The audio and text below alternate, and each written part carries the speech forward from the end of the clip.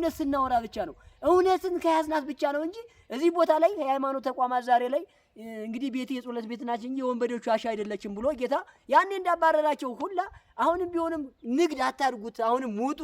እናት አባቶቻችን ወደፊት ያለው እኔ ስጋቴ ወደፊት እናት አባቶች የሚያጠባቸው ያጣሉ ብዬ ነው የማስበው። ወደፊት ደካሞች እናት አባቶቻችን እንዲሁም ደግሞ ህፃናት ማሳዳጊ ይጠፋል ብዬ ነው የማስበው። እርስ በርስ እያበላላን ያለ የኦሮሞ ማህበረሰብ የኛ ማህበረሰብ የአማራ ማህበረሰብ ተዋልዶ ተጋብዶ የተቀመጠ ሰው በእምነትም ሆነ በሃይማኖት በተለያየ ነገር አብሮ የሚበላ የሚጠጣ ሰው ነው ማለት ነው። ስለዚህ አሁንም ቢሆንም እኛ ክርስቲያኖች ከሙስሊሙ ጋር ተዛምደን ተጋምደን አንድ ላይ ሆነን የምንኖር ነን። የሙስሊሙ መስጊድ ሲሰራ አብረን በየገሰን የኛም ቤተክርስቲያን ሲሰራ እነሱም በየገሰው ከውጭ ሆነው እኛም ከውጭ ሆነን አብረን ነው ይሄንን የምናሳልፈው።